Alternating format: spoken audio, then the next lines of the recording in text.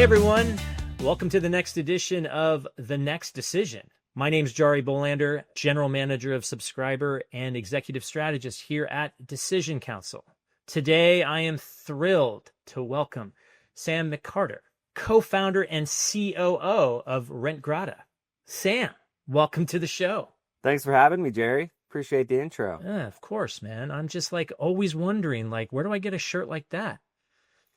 Bonobos, man, they make all different kinds of shirts and all different kinds of sizes. It's perfect for me. Yeah, And no, I love that worry place. about it too much. Yeah, I love that place. It's such a great place. But in all seriousness, we're really excited for you to be on the show. You're working on some really cool stuff over at Rentgrata, and I'm just curious, what was it that made you want to start this company? It's a good story, the origin story. So there's two other co-founders at Rentgrata, Ben and Zach. And years ago, almost a decade actually, Zach and I both worked at Ernst & Young, big professional services firm. We lived in Chicago, and Zach lived in a big high-rise. And a couple different times over one summer, he actually ran into acquaintances that had moved into his apartment community, and he ran into them after they had moved in. So we started talking about that, and Zach was really upset that he missed out on the opportunity to provide them with feedback, so that they had a better understanding of what it would be like to live in the community, and really so that Zach could earn that referral, that apartment referral. So Zach kind of approached me with the problem, and we thought it was crazy at the time. We started doing some research, and we couldn't find any way to figure out kind of where your social network actually lived. Interesting. And so we got to, jumping in and doing some research, and we kind of quickly realized that there really wasn't a platform available that would allow prospective renters to find out where their social network existed. The best marketing is word of mouth, referral marketing. You call a buddy and you're like, hey man, what do you think of this place? And sounds like you've just built the technology platform around that. I wonder, how hard was it to do? It seems easy, but as everything, right, it's never as easy as you think. Yeah, when we came up with the idea, we thought we'd be billionaires in 2 years, but that's not how it has panned out.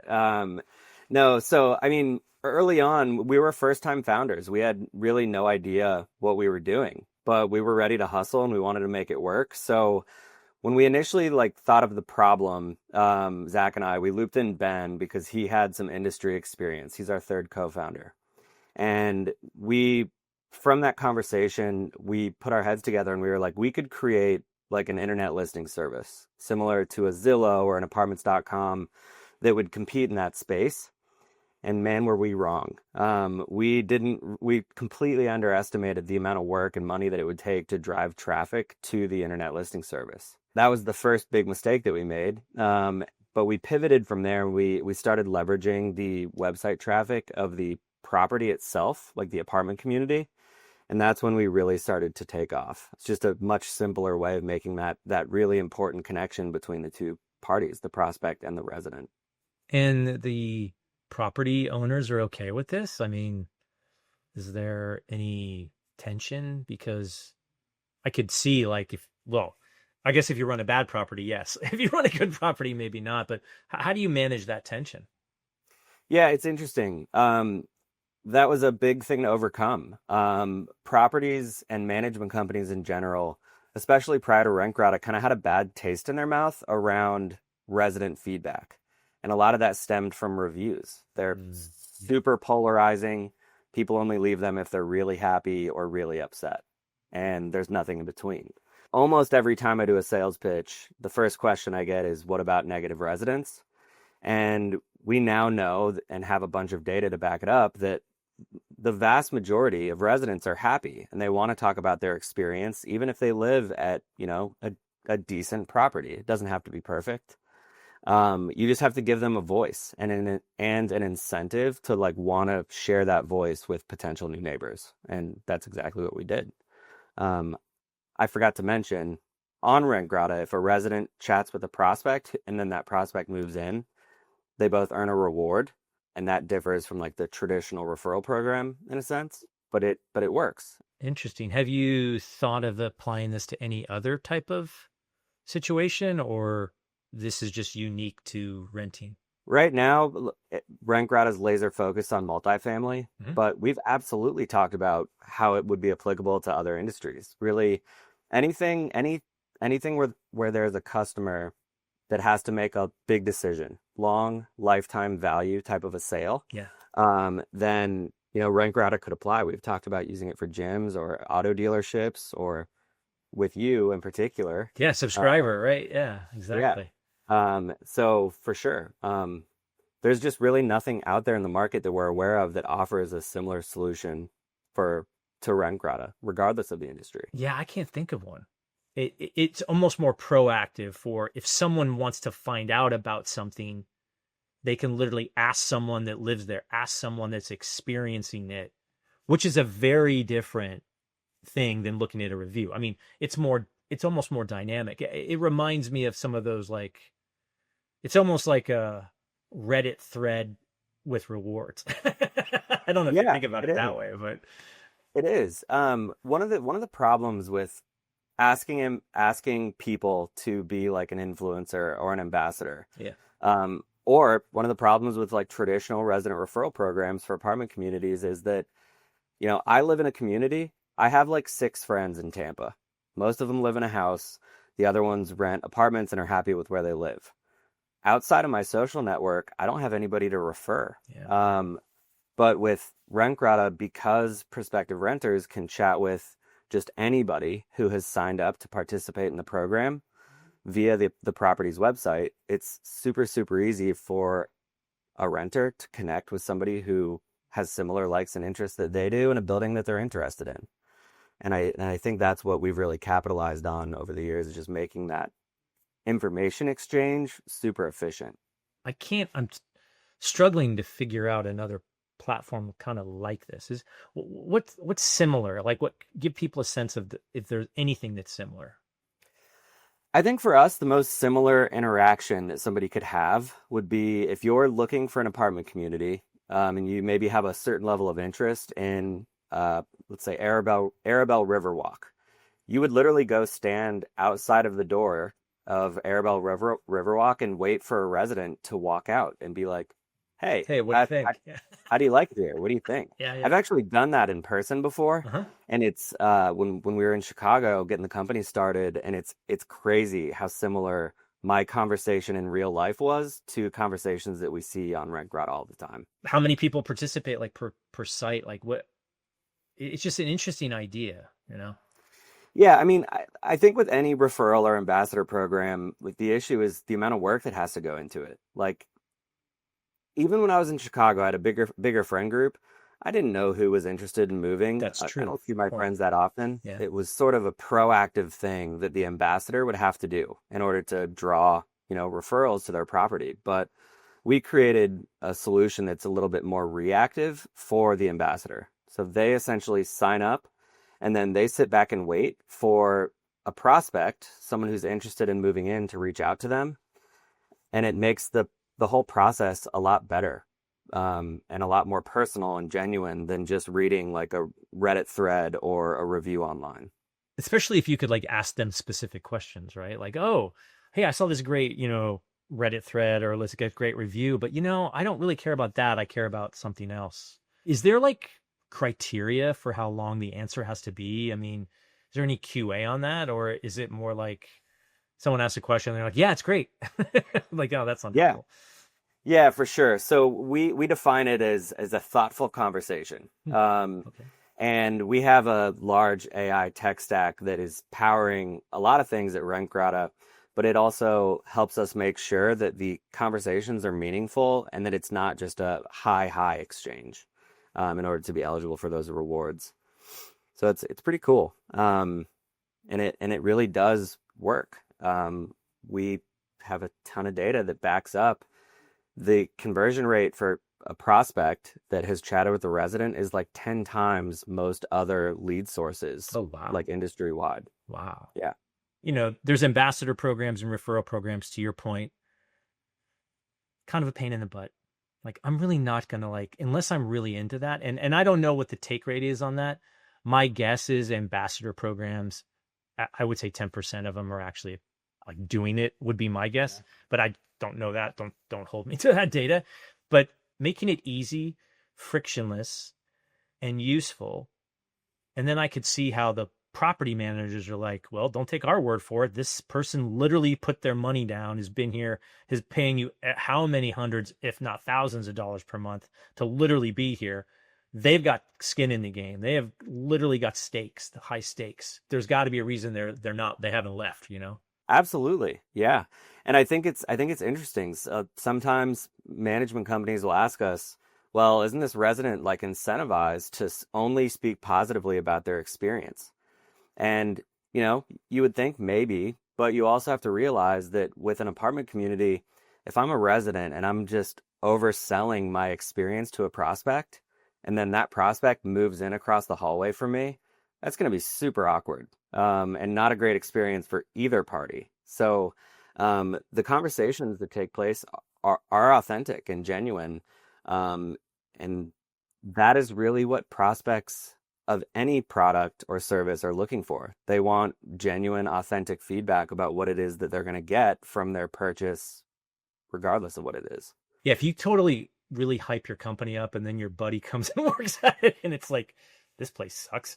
You're like, what? And you have to like see him at the coffee cooler, right? Every day, or like as you're walking to lunch. I don't know if I'd like to see that buddy anymore. No. You're like, For a oh, this 40-hour place? work week. My boss is a lunatic. How come you didn't tell me? Interesting. So you mentioned you have like a ton of data. Tell me a little bit about that, and then how you use that sort of data to sort of either improve the platform, or to your point about like the sales process. I think one of the things that I always find interesting is how people use like case studies and referrals and like things that showcase how great they are. A lot of people they don't do that very often, and two, like they sit on a bunch of data but they don't use it, which I find shocking at times. So can you walk us through like how you use this sort of data to not only help the experience be better on the platform, but also like, hey man, you should definitely install us because we do XYZ. Yeah, for sure. Data's huge. And if you think about it, being able to be a fly on the wall as a property manager when a prospect and a resident are having a conversation about you, like you absolutely want to know what's being said. So years and years ago, we actually built our own model that analyzes all of the prospect resident conversation data. And back then, we did it for two reasons. One, to make sure that both parties are being appropriate on the platform, because we have an obligation to the property managers to make sure that that's happening. But the other was that we realized we're sitting on a gold mine. All of these comments made by residents about their experience or interests that prospects have about what it's like to live in the community, that information can be used by the property management company to make better leasing operations and marketing decisions. So we essentially took that large language model when OpenAI came out, we were like, we can make this so much cooler, because we used to provide just graphs and visuals and word clouds. We basically incorporated OpenAI's technology, ChatGPT, to our data set and our learning our model. And we now have what we call ARI, which is essentially ChatGPT designed for multifamily, that has access to this prospect resident conversation data. And that's per property or per like organization? Yeah, so it essentially is available however you want to make it available if you have access to it. You can ask questions about an individual property and get super granular, or you can ask questions about your portfolio and see how things like, for example, maintenance at a community are trending over time.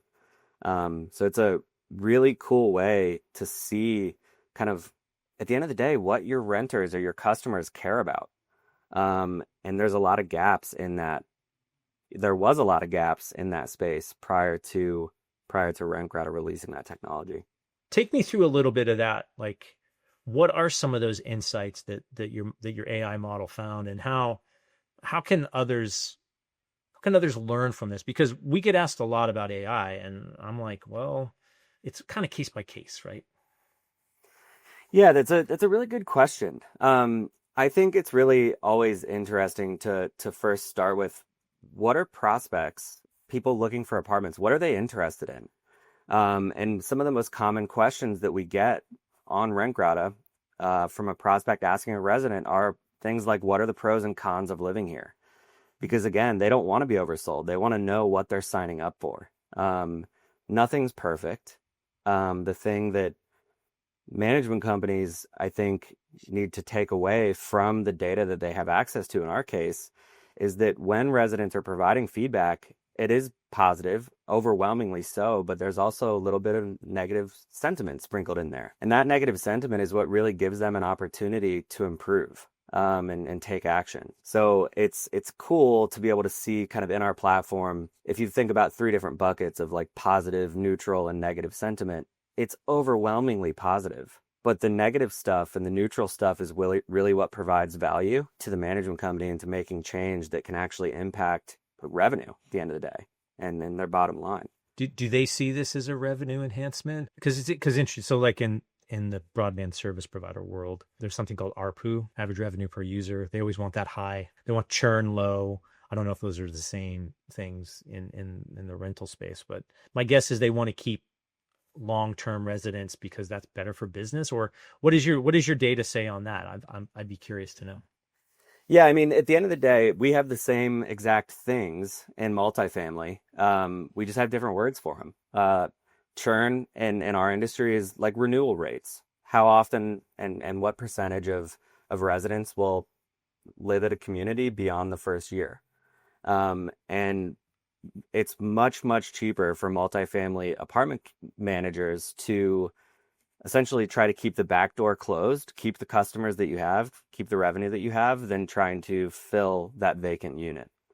And I would imagine broadband's the same way. You significantly cheaper to keep a customer. Oh yeah. Oh yeah, yeah, yeah. It all, I think, comes down to serving the customer because the customer has more options than you think. I think the thing I find fascinating is that these companies don't want to hear the bad news, or they don't know how good it really is until they ask.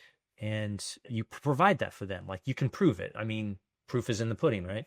Yeah, absolutely. And like I said, we know that sometimes a good example, if I was a resident at a community and I said, overall, I really recommend it. My favorite thing is this, but I wish the management company picked up the trash more than once a week. For most prospects, they would take that information and say, okay, great. That's fine. I can deal with the trash being picked up once a week. That's not a big deal. But that feedback right there is something that the management company can take action on to make an improvement. Maybe we should schedule twice a week trash pickup. And then for those other prospects, sometimes maybe, 5% of prospects might be like, trash is, really important to me. I need multiple trash pickups every week. And that's fine. You don't want that prospect to move in anyway, because if they did, that prospect would move in. The trash issue would be a surprise to them. They would leave a negative review and then they would move out. And like I said, turn or somebody renting a unit and then moving out is way more expensive than just waiting a couple more days to find the right buyer for the unit. It's kind of a cycle. The way that people share information and the way that people digest it, and then how the management company can utilize it to make changes. It's pretty cool. And what have you seen in terms of performance for the companies that have adopted this? What are the metrics look like? At the end of the day, dollars and cents are what really people focus on in any business. And we have done case studies with some of our largest clients to kind of analyze the impact that we have on their essentially cost per acquisition. And we have found that by offering this personalized, authentic experience of connecting with a resident, the management company can actually significantly reduce their cost per acquisition, so much so that like that's on top of what they're spending for our platform and the rewards that are being issued. So in other words, we're a cost savings tool. Really? Yeah, it's wild. Why is that? What is it? Is it just the pre-qualification, or I would not have expected that. Yeah, I mean, you hit the nail on the head. It's a qualifier. It's a way to get I always make the analogy, we're helping management companies kind of squeeze more juice out of the same lemon. Mm. So ultimately, at the end of the year, they can sit down and say, okay, our conversion rate to acquire a new customer has gone up by X. Let's reduce marketing spend because we now don't need as many leads. And on the back end of the relationship for the renter, they're more likely, I always say surprises in multifamily are really bad. They're never good surprises. Because of the experience that prospects have, there's less surprises and they're more likely to rent for a longer period of time. So Interesting. both of those things kind of impact ultimately costs and Yeah. cost of Well, acquisition. it's just this whole idea of being qualified or pre-qualified or high quality prospect coming through the door. In marketing, we always talk about marketing qualified leads, sales qualified leads. A lot of our clients, not just at Subscriber, but at Decision Council in general, the MQL to SQL dilemma is always like the fight that sales has with marketing constantly, because sales always says these are crappy leads, and marketing's like, what do you mean? I nurtured them or whatever. This seems like the ultimate nurture. I mean, this is even better than, and again, I'm broadly saying this, like all those review sites where you do a review, okay, great. In fact, like a lot of them, like G2, like they'll incentivize people, they'll pay them money to review. Now, what's interesting is that there's no social tension between me putting a review on G2 and getting paid for it. But to your point about, I recommend a place, someone moves in, and they're my neighbor and they have a bad experience. Now I got to deal with that every day. So there's consequences and repercussions from my review. Not so much when it's just a blanket review. Do you think it's that social like feat? There's some magic alchemy here that think I understand, but I'm just curious if you know what that alchemy is. Yeah, it's a good question. I know my industry, so that's what I'm going to speak to. I like to think of reviews as today, I like to think of reviews as the property's curb appeal. Like you're able to drive by, see what it looks like, all on the internet, and that's what I think the purpose is that they serve. In multifamily, there's a lot of data around how people feel about reviews. Sometimes people don't trust them, or it is one of the inputs, one of the data sources that they use as they're trying to make a decision. And I think that Rentgrata actually is a really good synergy. It's important to drive reviews for your community because you want to have a good curb appeal. But if you want to take it a step further and provide kind of a more white glove, personalized, authentic experience, that all really comes from connection. You brought up something earlier, like if you were looking for, I think you made and it set an example. If you're looking to get information about something like a job and you asked a friend that worked there, that's what you do. You ask a friend and you're going to believe them. Right. And we kind of have incorporated that experience into an efficient technology platform just to make getting that a lot easier. The stakes are higher, it seems. This is just so fascinating to me because this is like the holy grail, right? There is not a B2B SaaS company that we work with at Decision Council that would not love some sales motion, some marketing campaign that does this pre-qualification so that when sales gets the lead, like they're just ready to go. They're like, yeah, we talked to everyone and we know what's going on. So I think this is the next level, like, especially in the AI age, right? People want authentic connection and they want to not be tricked. For And sure. it seems like there's incentives on both sides to not trick people, quote unquote. Totally agree. Yeah, 100%. And it's interesting if you search for a property with AI today, like ChatGPT, for example, it can provide you with great recommendations. But if you ask it for information from the reviews, it's taking what in multifamily are sometimes negative reviews, and that's the summary that it provides. Those reviews are not representative of how 90% of the people that live at that community feel. It's just that 10% of that community are vocal. Yeah. And the rest are not. They just haven't felt the need to. Yeah. I can tell you, I've written a handful of reviews throughout my entire life. It's always because I'm really happy. I'm not going to bash somebody type of guy, but Right. I always leave positive reviews. But I think that's pretty rare for most people to do, even if they've had a great experience. Yeah, me too. I don't like leaving negative reviews. I'm more of a positive guy like you. So, well, what's the next decision you have to make? What are some of the things you're thinking of? I knew this was going to be your last question. Um, It's this in the name of the next, show. yeah, it is, and I struggle with this on a daily basis. But honestly, one of the things that like we're focused on is around how we can better incorporate our AI technology into the industry. How can we better provide insights? What other data sources should we try to incorporate? And really, what more can we do to help the industry make better decisions and make things more efficient? So I've been thinking a lot about that lately, and I'm honestly just really excited about the future of what we're working on here. And I'm looking forward to closing out the year strong and starting the next one and see what we can do. Yeah, that's great. Well, Sam, appreciate you being on the show. It was wonderful chatting with you. Good luck with everything. Jari, thanks so much for having me, man. It's been a great time. Appreciate it. And best of luck to you and all your future endeavors as well. So thanks everyone for joining us on the Next Decision podcast, and we will see you next time.